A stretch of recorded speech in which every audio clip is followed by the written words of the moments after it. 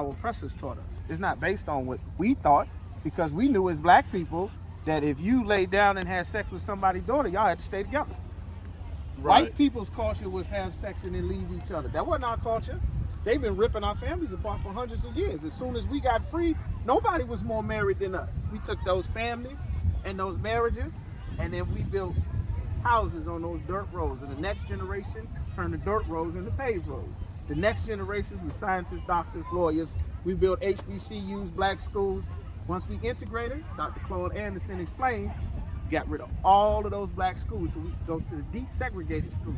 The white people spit on you, hit you upside your head, punch you, beat you up. They needed the National Guard to babysit you. And then that was success. During the process, all the black businesses that we had done for centuries for white people, we did for ourselves once we desegregated. It was a struggle, but we were coming up and we were together. It's still I wasn't going to leave you.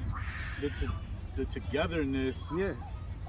I feel, hasn't truly existed in many decades. Decades is the point. And you know what stopped us from being together for decades? Ourselves. Some of us became Muslims. Some of us became Democrats. Some of us became Christians. Some of us became Crips. Some of us became Marines. Some of us became this. We all went and joined the white man's society. And his society gave us these options to where before we could only be with each other because everyone else would kill us. And that is what made us together.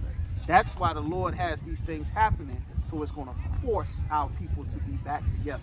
You think you can go? I don't necessarily think it was the options that did it, because like I know for a fact that I come from sub-Saharan parts of Africa. Well, my ancestors do. Where's your daddy from? My father. You mean where was he born here? Like where was he born here? Philadelphia. He's from Philly. That's a very black answer. Now, what you said is a good point. What our people don't realize is if you were an African, we wouldn't be having this conversation. But you know who Alex Haley is, correct? Hold on, give me a second, because we go in a different direction. We ran from our home in the Middle East into Africa. We settled on the West Coast. Most of Africa, you can't live there. You can't grow or raise crops there in most of Africa. We settled on the best patches of land for centuries. We were fighting the Africans. You remember that movie, The Woman King? When they talk about the Dahomey people? The Dahomey people was one of the tribes of Africans that were hunting and selling us. We were fighting them and everybody else. They captured hundreds of us and mass beheaded us as their ritual sacrifices. That's what Viola Davis and the rest of the Igoji warriors were mimicking what they did. That's not our people. We were fighting them. I was focusing more on the divisiveness of our people. That's not our people. Hold on. When Alex Haley was first doing the family lineages and whatnot, he said that my grandmother, my father's mother, was born on the Holden plantation in North Carolina. And my grandmother is one of 34 siblings. Excellent point. Hold that right there. I don't want you to go past that. I want you to continue right from where you are. Only slaves talk about their grandmother. A woman doesn't carry the seed. You are only what your father is. What the man is. A woman gets a seed put in her. A man puts a seed in something. The seed has the life. You're what your daddy is. Correct. So my great-grandfather, which would be my grandmother. Your daddy's dad. Only the man. No, not him. The dad who created my grandmother, he was the slave owner.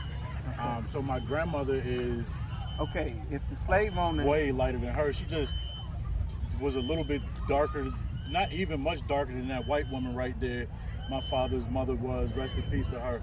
Okay, but we're talking about your dad's lineage. My whole point That's of it, your we're identity. talking about, when you said Bloods, Crips, I said a lot.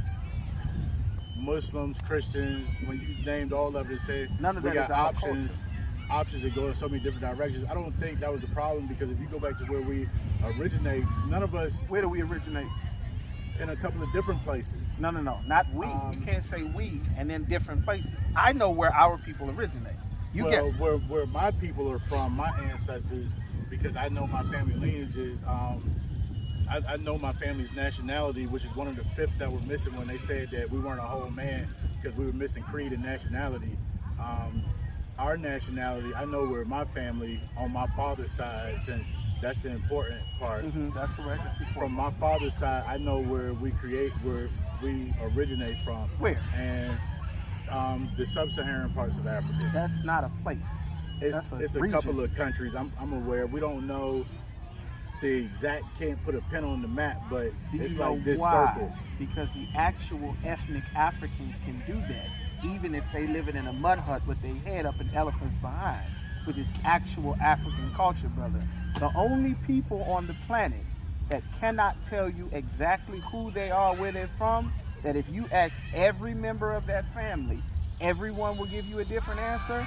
That's our people, because Correct. we are a lost people. We are the lost 12 tribes. We're not mixed. Sperm don't mix.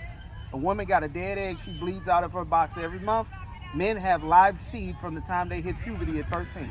That's where life comes from. I mean, like, skin color don't matter. I got Hair white. texture. I got everything. Like, it's all people from here. That's a and lie, here brother. created my bloodline. That's what they tell the slaves. You are only what your father is. It don't matter if you light skin, dark skin, curly hair, straight nose, big lips, thin lips.